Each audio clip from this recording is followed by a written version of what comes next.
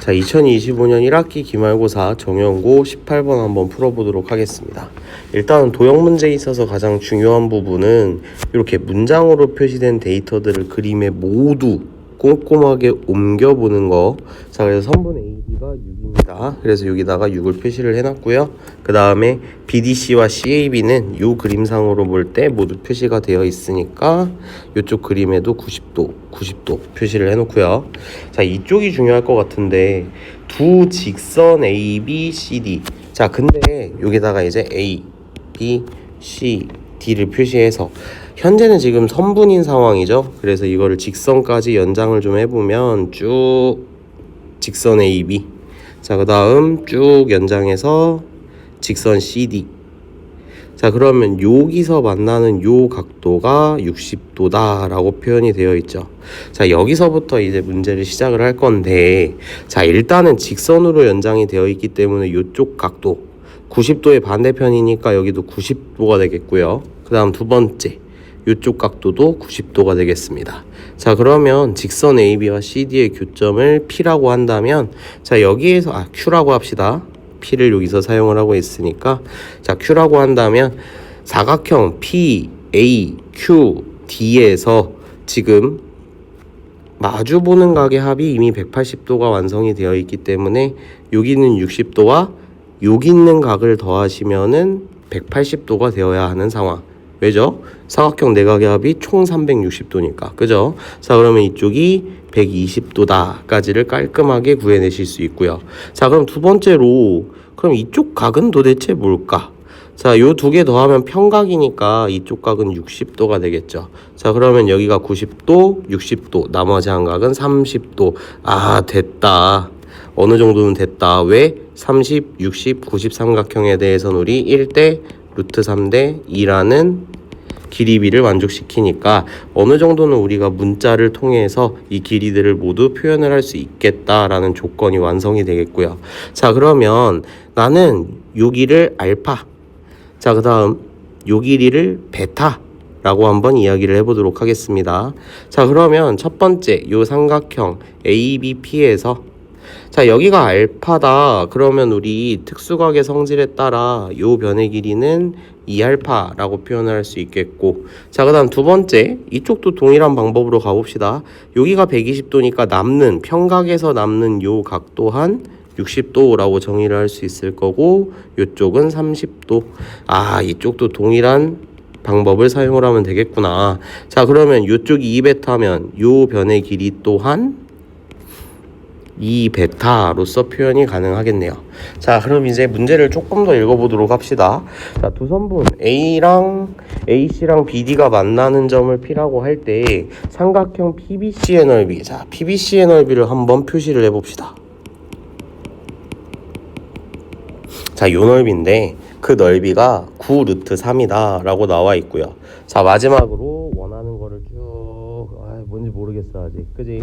자, 그러면은 요 BC를 좀 묶어봅시다. 자, 그러면 구하고자 하는 것부터 좀 간단하게 표현을 해보면, 곱하기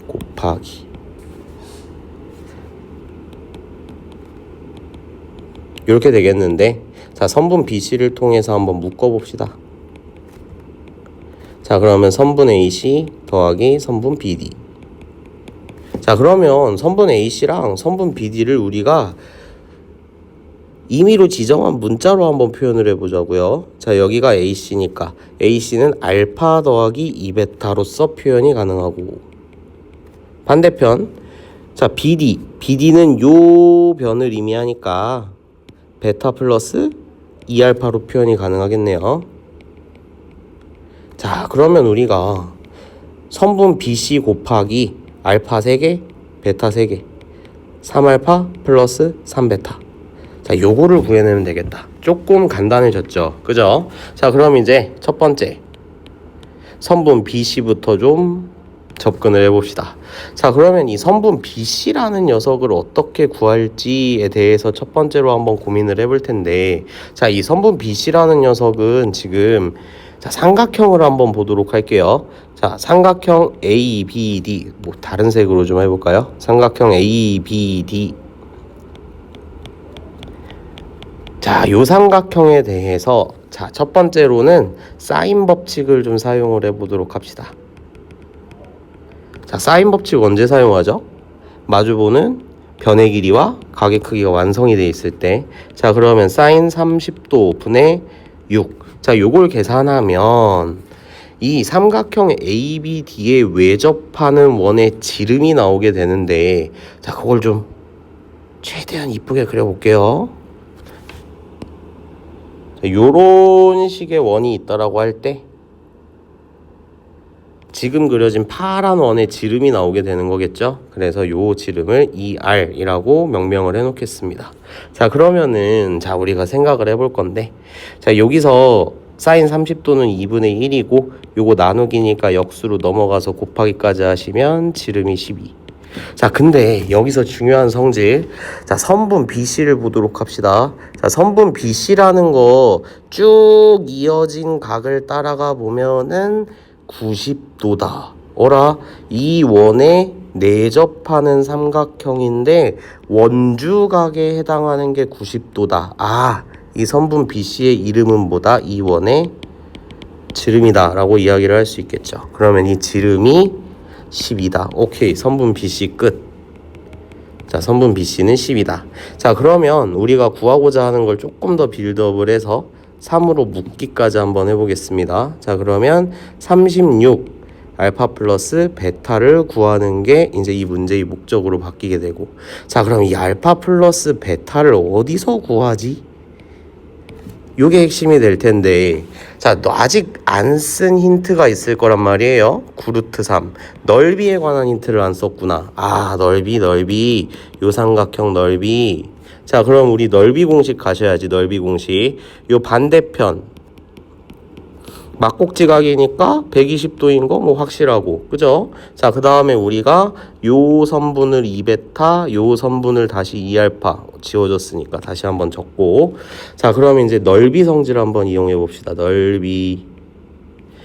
자, 2분의 1 곱하기 양옆변 4 알파 베타 곱하기 사인 120도를 진행을 하게 되면 지금 이 삼각형의 넓이인 9루트 3에 도착을 하게 되는데, 사인 120도 파이 마이너스는 그대로 사인 60도라고 지정을 하시면 되겠고, 자, 그럼 좀 깔끔하게 써봅시다. 2분의 1 곱하기 2분의 루트 3 곱하기 4 알파 베타를 하시면 9루트 3이다.